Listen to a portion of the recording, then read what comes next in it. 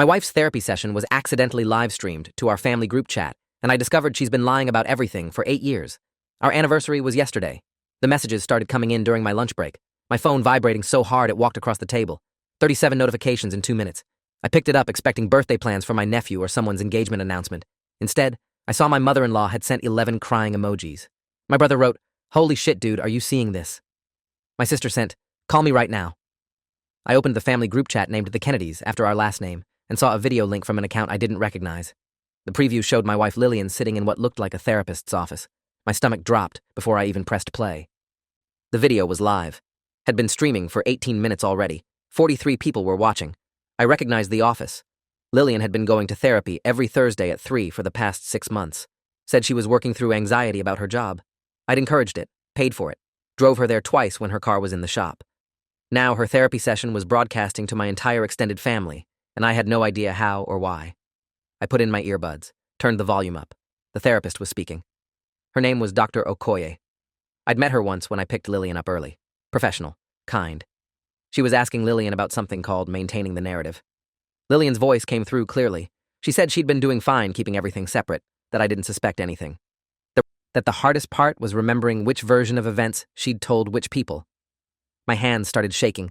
The phone almost slipped. I caught it, kept watching, needed to understand what I was hearing. The video quality was crystal clear, too clear.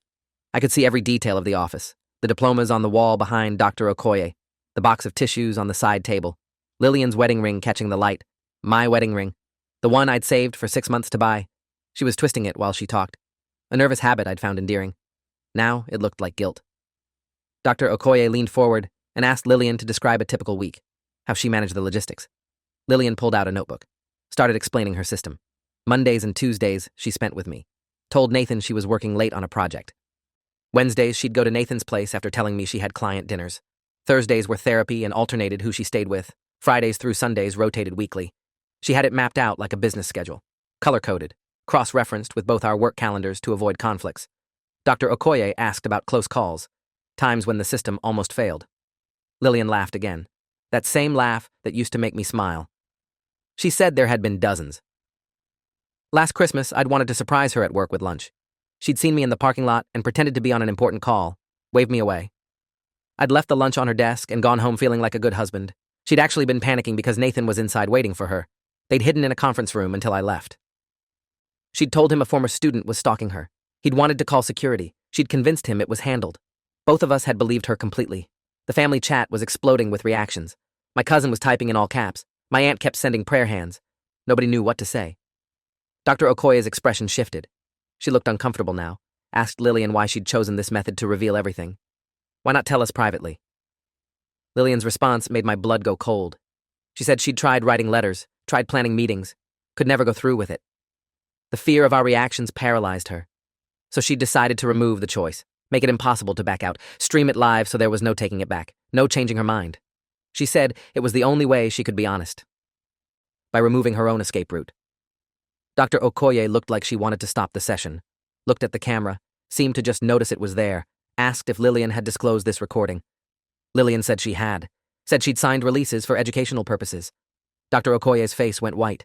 She'd been lied to as well, used as a prop in Lillian's confession without informed consent. Dr. Okoye asked how long Lillian had been maintaining 2 separate lives. Lillian said 8 years, since before we got married. The therapist asked if she felt guilty. Lillian laughed, actually laughed, said guilt implied she thought she was doing something wrong, that she'd built something sustainable, that plenty of people did this, it was just about compartmentalization. I watched my wife, the woman I'd woken up next to that morning, explain to her therapist that our entire marriage had been a performance. The messages in the family chat were multiplying. My dad sent, "Turn it off, someone turn it off." But nobody knew how. The stream kept going. Lillian told Dr. Okoye about our anniversary dinner the night before, how I'd made reservations at the restaurant where we had our first date, how I'd given her a bracelet with our wedding date engraved on it, how she'd cried and told me she loved me. The therapist asked if any of that was real.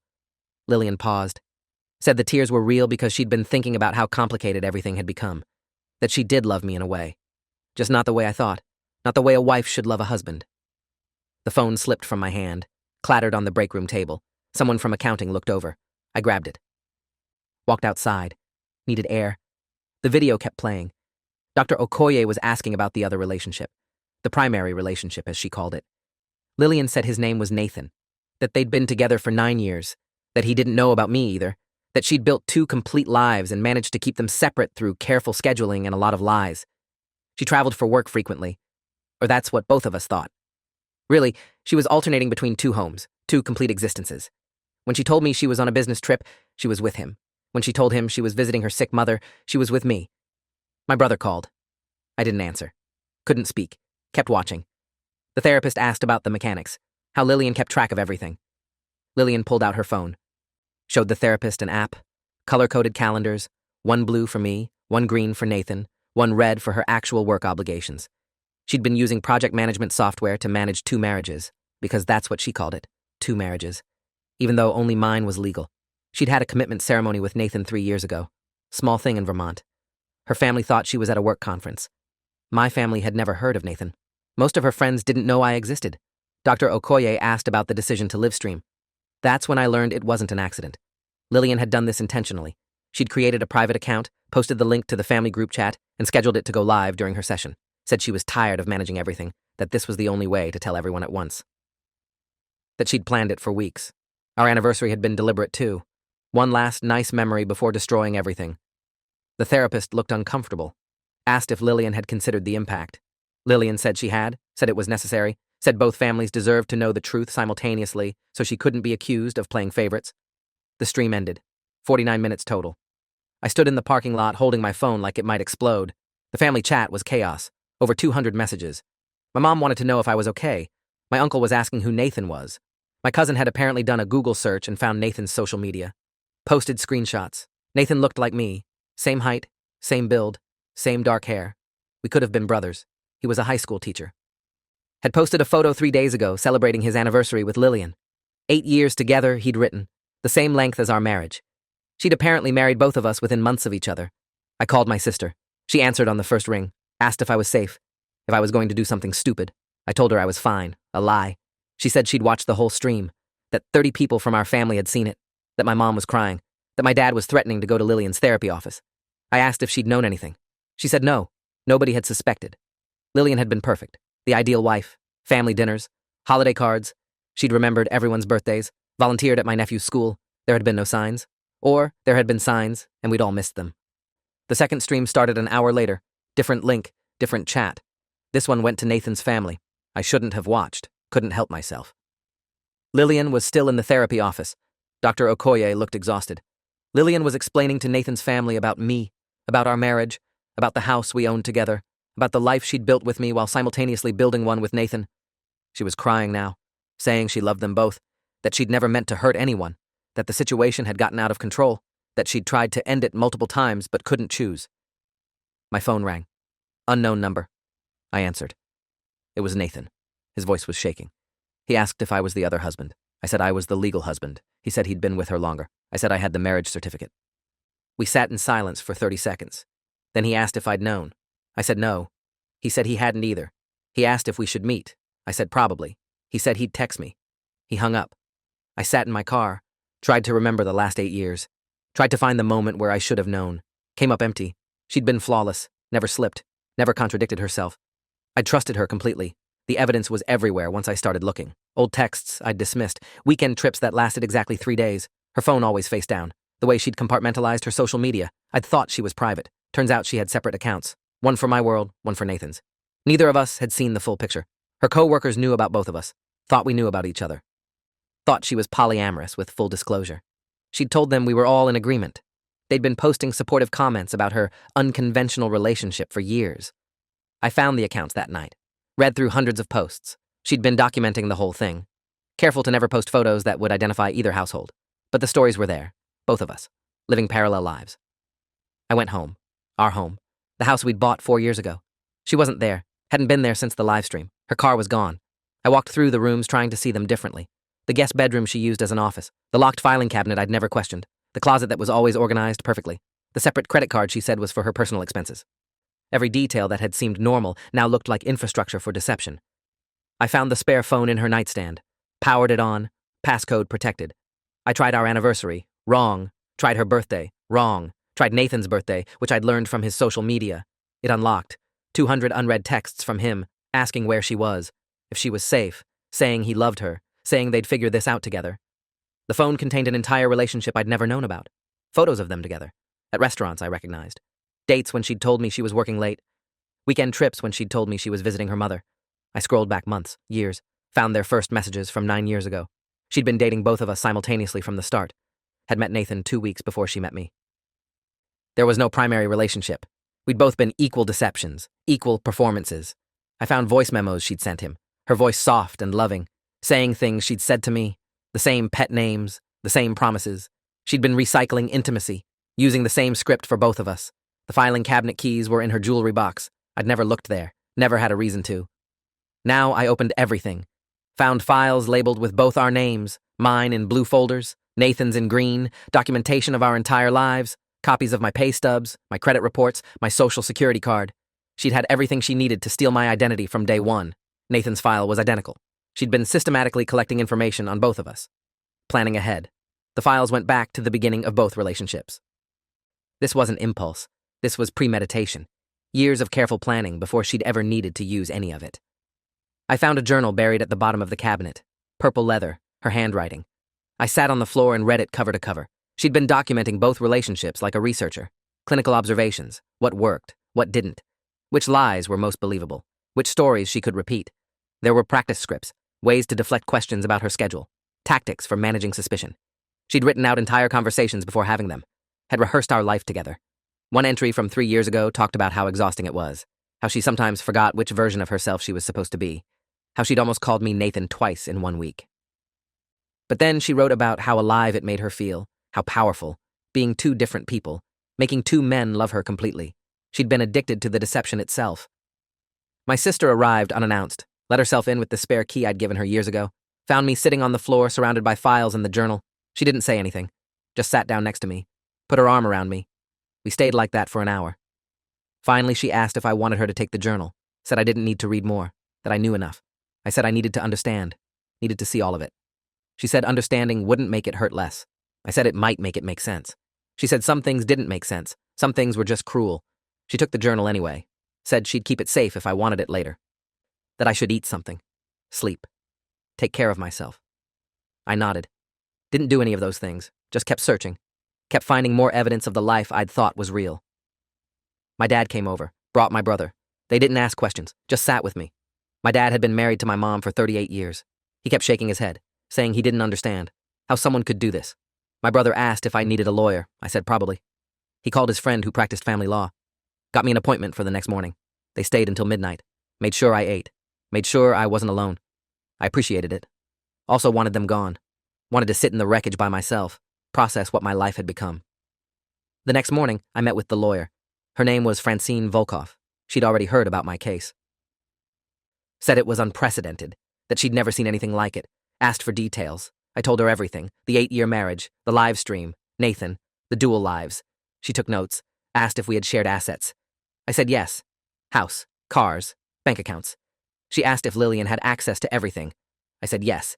She told me to freeze the accounts immediately, check credit reports, secure anything valuable. I hadn't thought about that. Hadn't thought about protecting myself financially, still thinking like a husband instead of a victim. The credit report arrived that afternoon. 3 cards I didn't know about, all maxed. Total debt of $82,000, all in my name. She'd opened them, using my information, had been paying minimum balances from an account I didn't know existed. I called the banks, reported fraud. They said they'd investigate, asked if I wanted to press charges. I said I'd get back to them. Called Francine. She said this was identity theft, separate from the divorce, criminal charges possible. I sat with that information.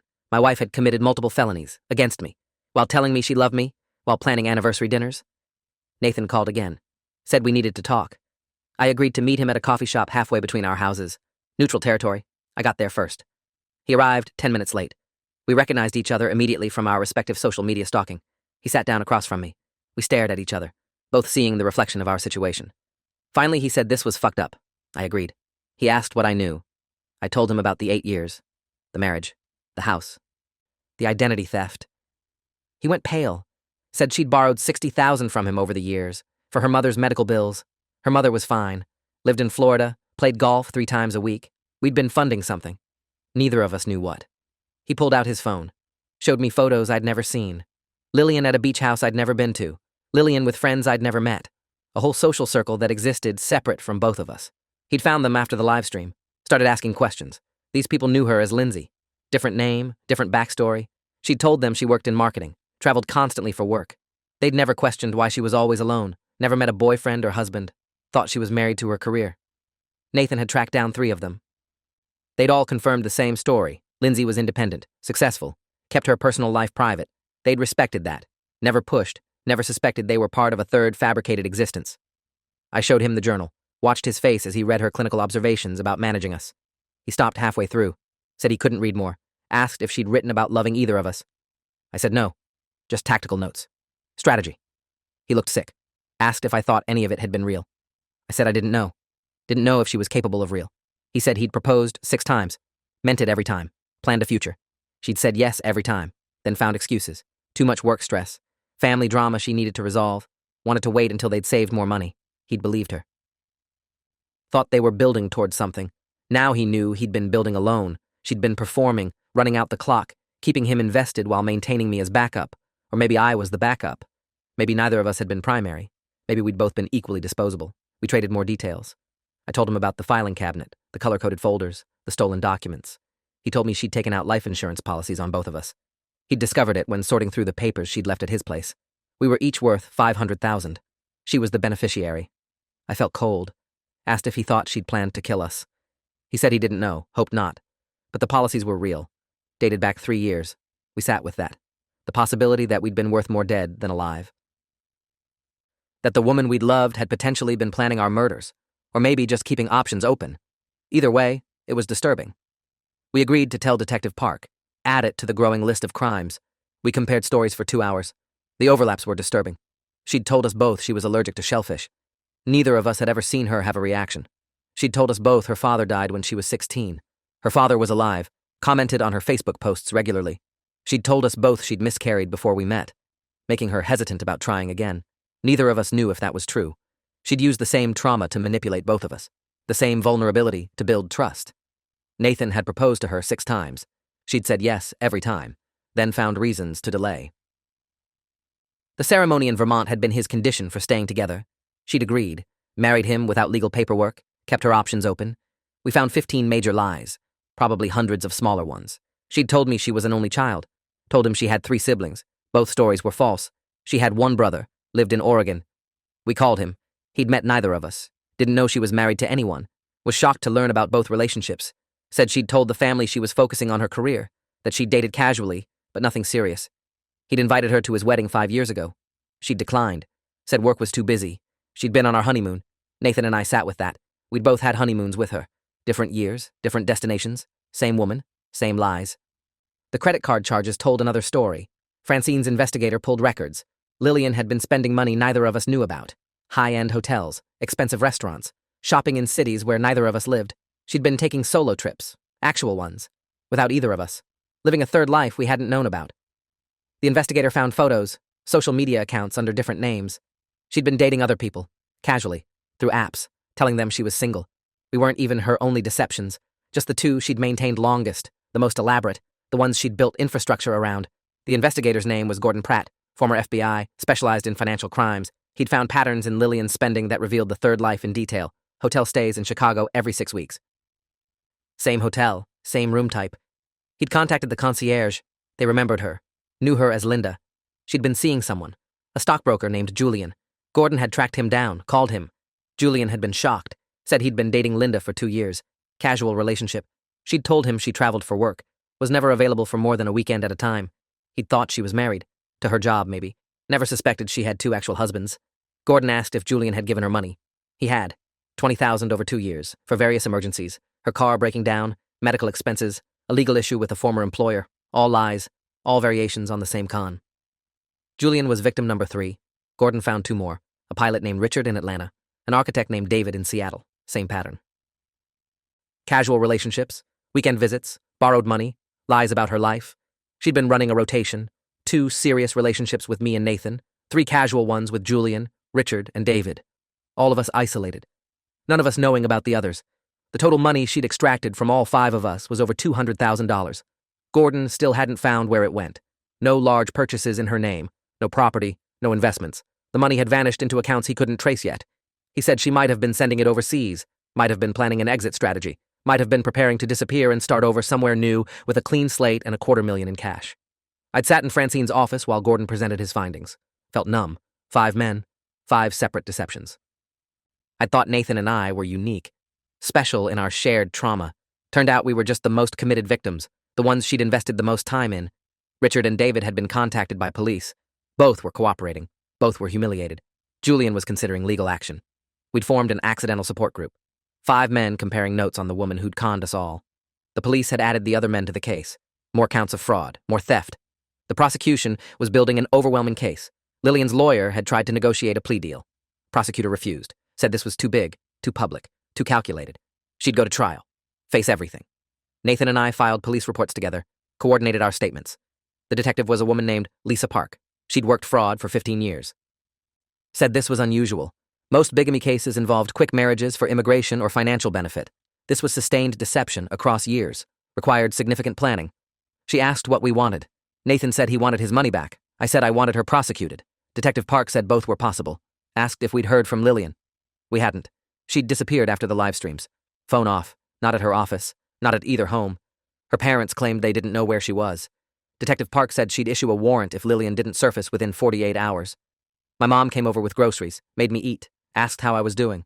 I said I was fine. She said I was allowed to not be fine, that my wife had betrayed me in ways she couldn't comprehend, that I needed to process that. I said I was processing. Just doing it while handling practical matters.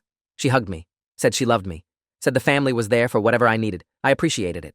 Also felt humiliated. My entire family had watched my wife explain how she'd been lying to me, how I'd been too stupid to notice. My mom seemed to read my mind, said this wasn't my fault, that Lillian was a skilled manipulator, that I couldn't have known. I wanted to believe her. My family had been traumatized too. My dad had stopped sleeping. My mom said he'd wake up at 3 a.m. and sit in the living room. Just sitting, thinking about how someone could be that cruel. My sister had started seeing a therapist. Said watching the live stream had shaken her faith in her own judgment. If I could be fooled that completely, how did she know she wasn't being fooled?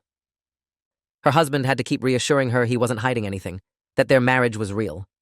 The paranoia had spread through my family like a virus, everyone questioning everything.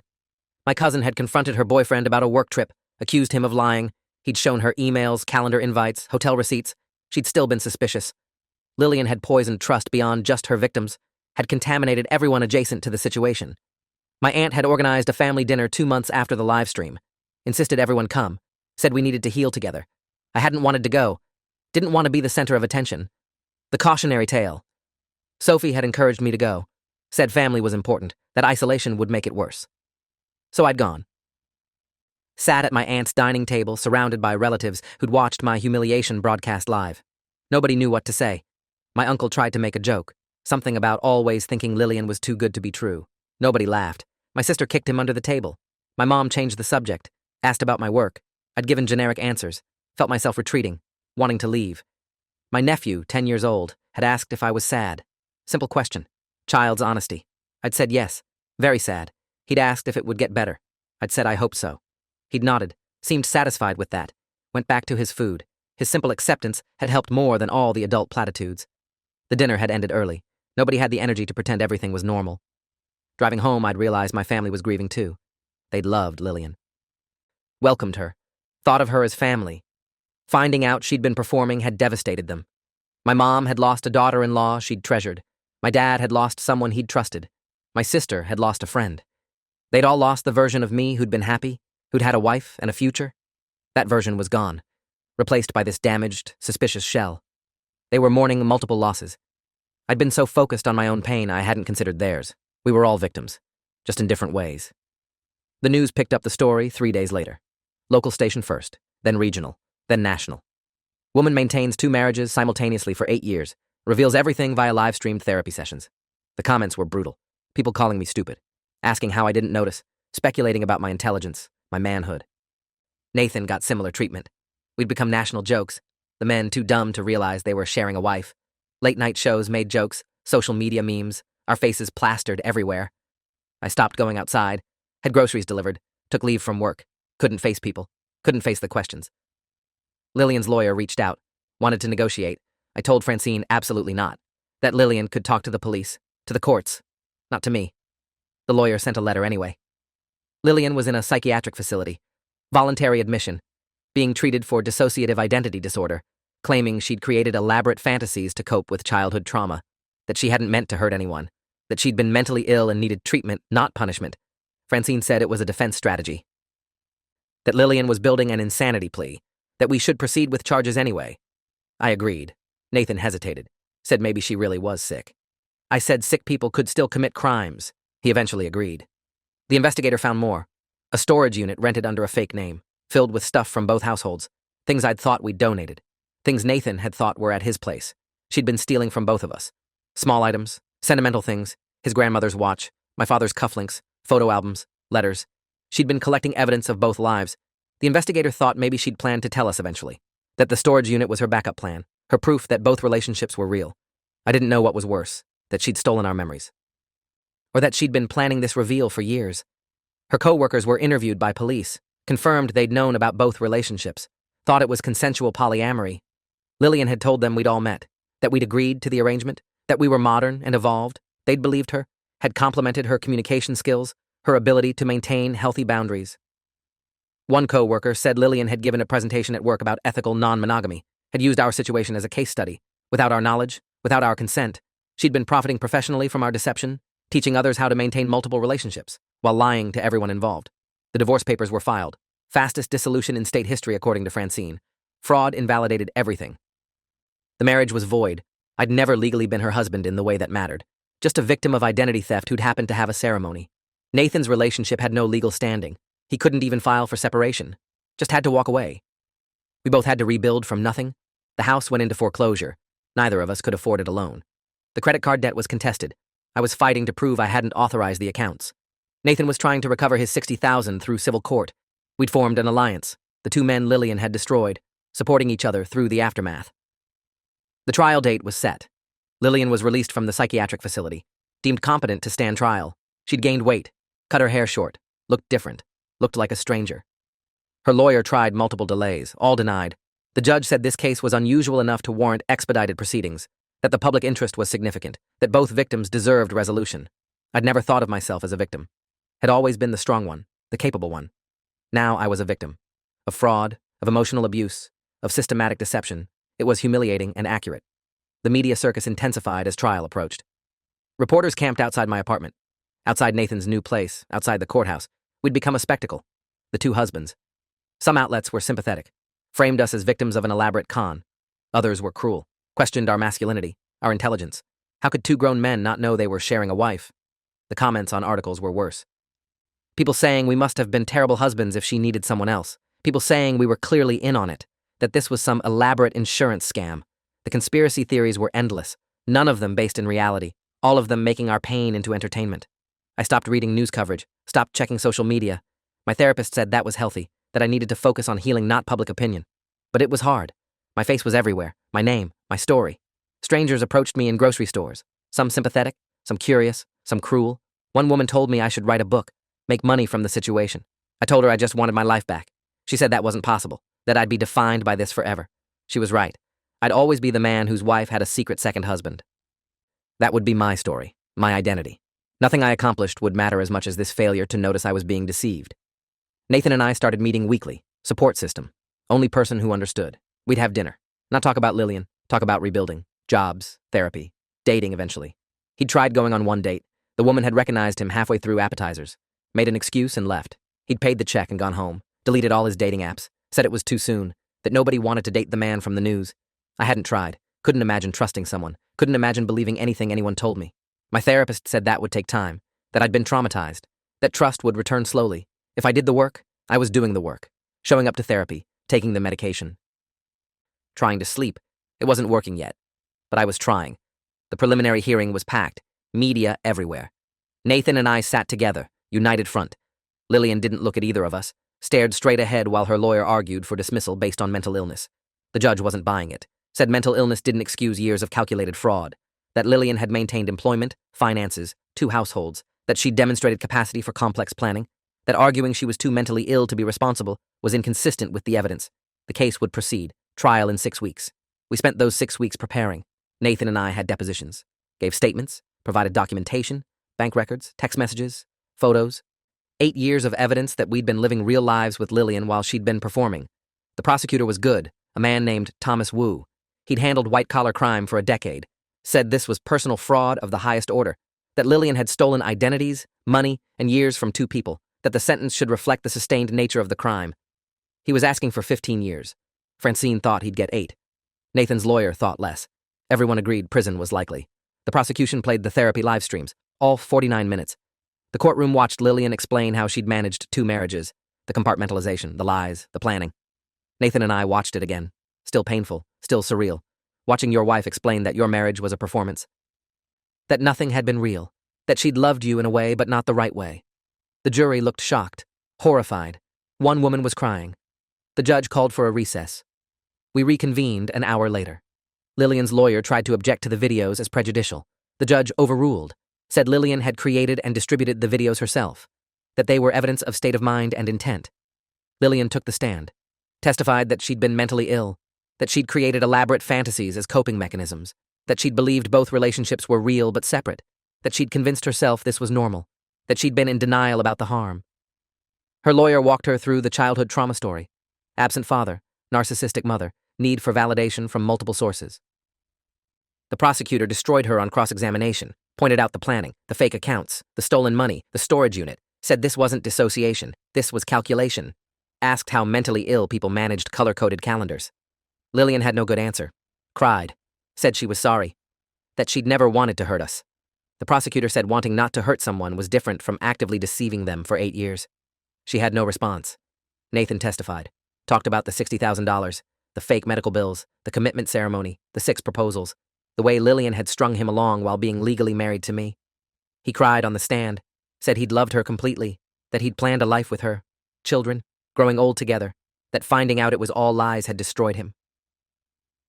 That he couldn't trust anyone anymore, that he'd been in therapy 3 times a week since the live stream, that he'd lost 30 pounds from stress, that his students had seen the news coverage, that his principal had suggested he take a leave of absence, that his life was ruined. The jury watched him fall apart. Several jurors cried with him.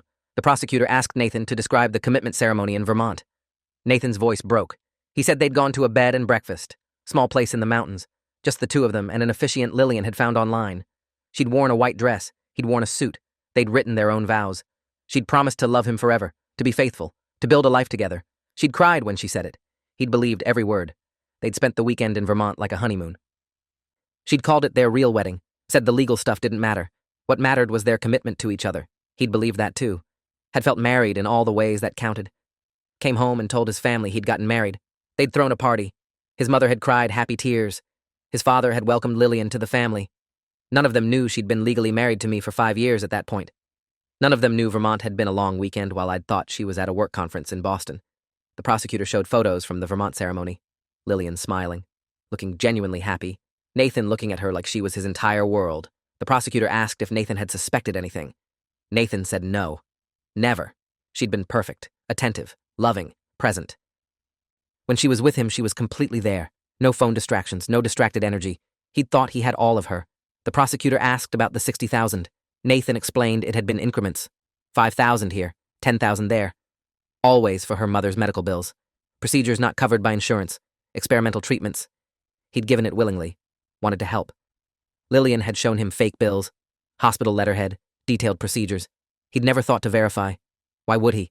She was his wife in every way that mattered. You don't fact-check your wife's dying mother, except her mother wasn't dying, was healthy. The money had gone somewhere else. Neither Nathan nor the investigators had figured out where. The defense attorney cross-examined Nathan aggressively.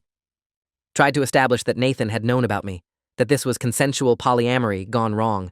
Nathan shut it down, said he'd never heard my name until the live stream, never knew Lillian was married. The defense attorney showed Nathan's social media, pointed out that Lillian had never posted photos of them together, asked if that wasn't suspicious. Nathan said she'd told him she was private. Didn't like social media. He'd respected that. Thought it was refreshing. The defense attorney asked about weekends and holidays, why Nathan had never questioned her absences. Nathan said she'd always had reasons, work trips, family obligations. He'd trusted her. The defense attorney implied Nathan had been willfully blind, that he'd chosen not to see what was obvious. Nathan said nothing had been obvious, that Lillian had been an expert liar. That you can't see deception when it's executed perfectly? The prosecutor objected. Judge sustained. But the damage was done. The defense had planted doubt, made it seem like maybe Nathan should have known.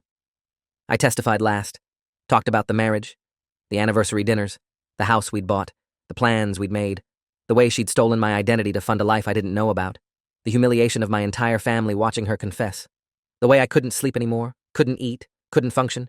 The prosecutor asked if I'd loved her. I said yes. He asked if I still did. I said I loved who I thought she was. That person had never existed. So no, I didn't love her. I loved a fiction. The jury took notes. Lillian cried. I didn't look at her. Couldn't. Looked at the jury instead. Saw sympathy. Saw anger. Saw people who understood this wasn't a mistake. This was systematic abuse. The prosecutor walked me through the anniversary dinner, 2 nights before the live stream. I'd made reservations months in advance. Same restaurant as our first date. I'd gotten there early, had them put rose petals on the table, champagne waiting. She'd arrived right on time, wearing the dress I loved, the blue one she'd worn on our honeymoon. We'd talked for 3 hours, about our future, about maybe trying for kids, about growing old together. She'd held my hand across the table, told me I was the best thing that ever happened to her. I'd believed her, given her the bracelet, engraved with our wedding date and forever yours. She'd cried, real tears, or I'd thought they were real. Now I knew she'd been crying because she'd already planned the live stream.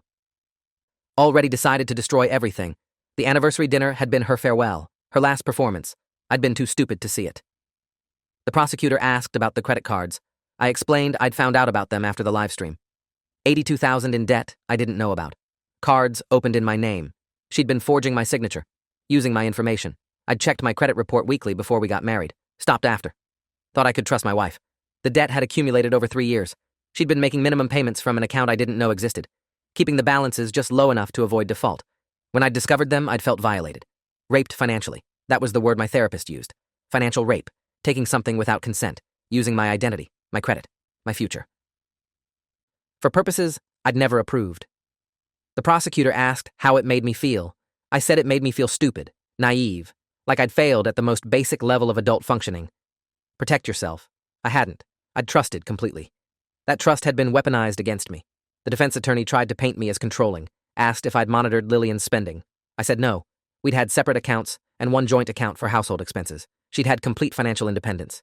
He asked if I'd questioned her work trips. I said no. She was a sales director. Travel was part of her job. He asked if I'd ever checked her phone. I said no. That would be a violation of privacy. He asked if I'd ever suspected infidelity. I said no. Never. Not once. He asked why. I said because she'd never given me a reason. She'd been present. Affectionate. Engaged. Everything had seemed fine. He asked if fine wasn't concerning. If passion shouldn't have ups and downs.